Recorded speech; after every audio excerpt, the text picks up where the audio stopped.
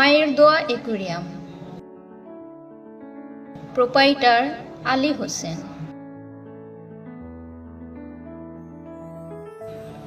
এখানে মাছ, পাখি ও কবুতর বিক্রয় ও প্যাকেটজাত খাবার সুলভ মূল্যে পাওয়া যায়।